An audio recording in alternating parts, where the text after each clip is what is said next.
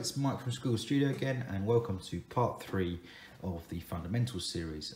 We've already covered looking at brushes and we've covered looking at paints, and now I'm going to look at a topic that is thrown about and sometimes needs a bit of explanation, and that is thinning your paint. Now you might go on to Facebook groups and you'll see, how can I improve, what do you guys think, and all you'll get is people going, thin your paints, thin your paints, thin your paints. Yes, that's all well and good, but with no explanation or understanding of what thinning your paint actually means, then it's not helpful at all. It's not constructive criticism, it's just criticism for no reason. So this one, I just want to show you what you're kind of looking for and what you're not looking for in the basics of paint, so a base layer and a metallic. I want to show the both because both need different care while thinning. So I'm going to show just using a base colour from Citadel or Games Workshop, which is Macragge Blue. I'm just going to give it a bit of a shake because sometimes you'll find that paints separate, and you can see that it's quite thick. So if I was to grab a bit, you see how barely it moves. I have to really push it to get it there. That's not what you want when you're applying a miniature. You might be wondering why I'm using Tupperware. I usually use what's called a wet palette. But I thought this would be easier to see. I'm going to move the camera down a bit so you can really see what I mean. Hopefully I can get the light. Oh, sorry about that. Hopefully I can get the lighting a bit better. So I've got my pot of water. I've got the paint on my palette. I'm going to add a little bit of water to it. And what you're looking for is, some will say, the consistency of milk. But there's 3 different kinds of milk. There's the red horrible milk, which is skimmed milk. There's the thicker milk of semi-skimmed, and then there's whole milk. So you have to think about it as each different type of milk. So if you're doing a base layer, which is for big coverage, you want to aim for probably whole milk. So it's not quite translucent, but you can move it around very easily,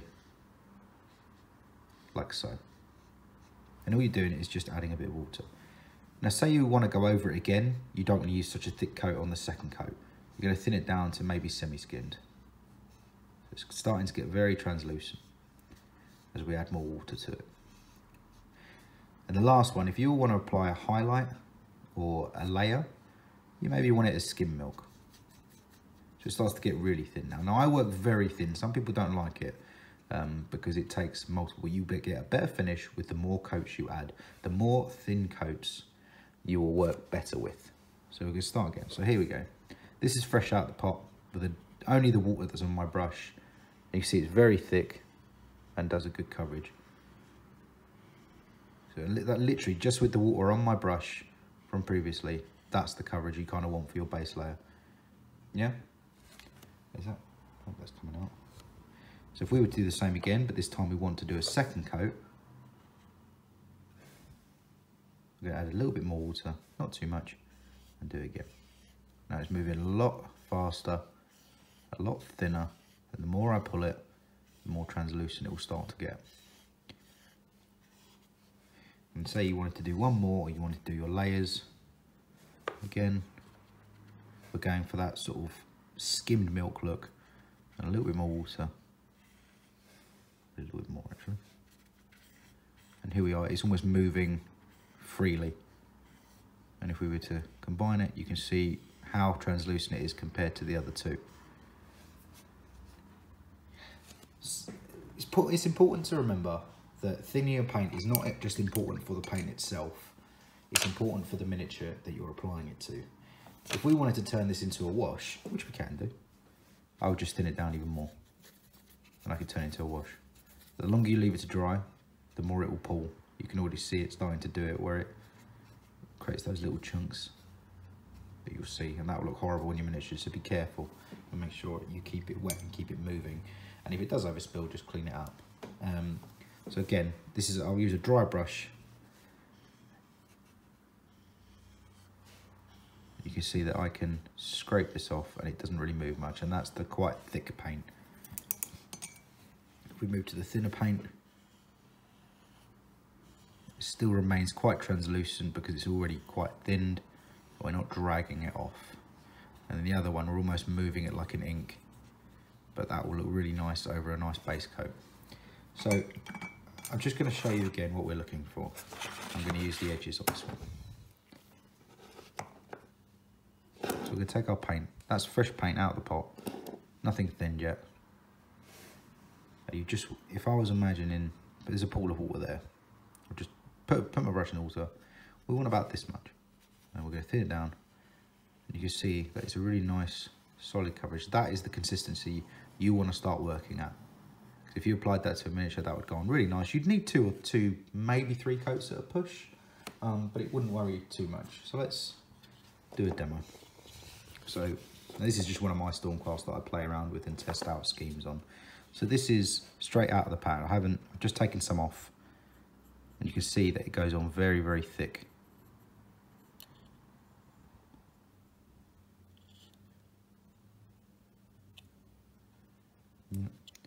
And it's a bit too thick.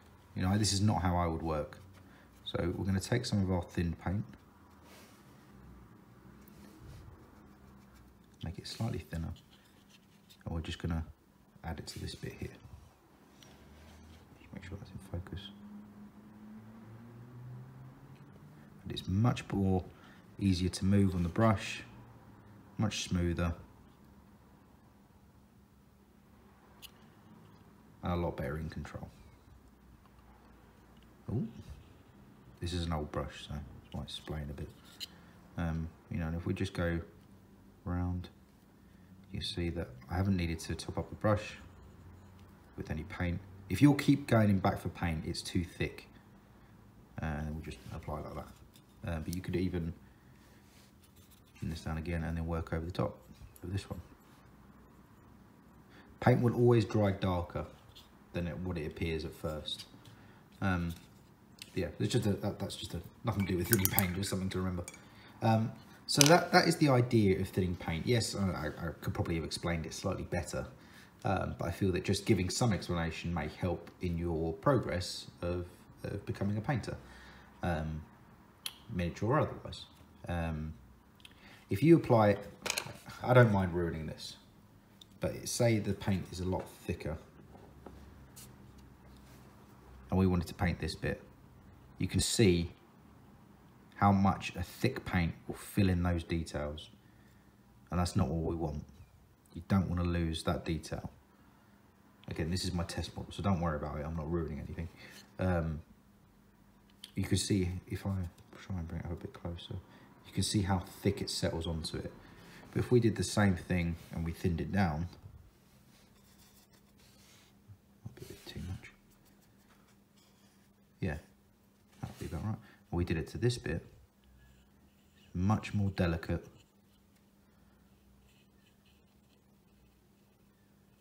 And you know that when it dries, that detail will still be there. And yeah, it'll probably need a second coat. There's nothing wrong with that. 2, 3 coats, don't rush it. Just take your time, thin your paints, and look after them, because thinning your paints will also make them go further, so you're not wasting paint. And it's good fundamentals for learning to paint. It's hard to explain it because each painter will have their own level of thinness that they want. As I say, I work very thin, almost wash glaze level, because I've airbrushed a lot of it. I'll airbrush my base coats and then I'll work on top of that.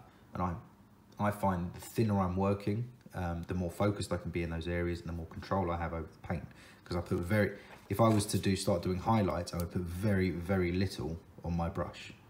I'd keep it nice and thin, put very little on my brush, and just work along where my highlights are, which I will come to in another video when we cover the actual painting process. But these are more just going over some ideas that you may hear about while you're trying to learn, and sometimes it's a bit overwhelming to people just to go thin your paint. Yes, as I said, that's fine. Thinning your paint is an important fundamental, but with no explanation, it doesn't help anyone.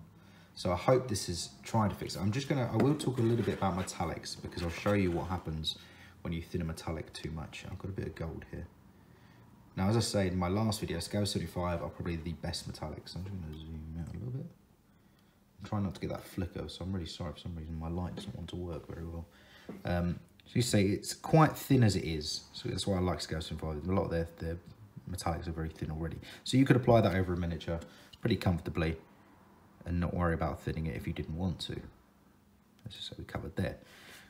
What happens when you thin the paint too much with metallics is everything starts to separate and it goes really funny. So if I was to do this, you can see where it's almost turned into a weird wash, but with no actual consistency. You can see, in fact, if I move it in closer, I'm not sure if you can, but you can almost see where the metallic flakes are starting to split. And that's not really what you want. So you have to be very careful with thinning metallics. You want this sort of consistency with metallics. You should be able to dab it about and have it quite opaque, is that the right word? Yeah. You see, so anything thinner than that, you really shouldn't use unless you're shading, which I'll cover in another video.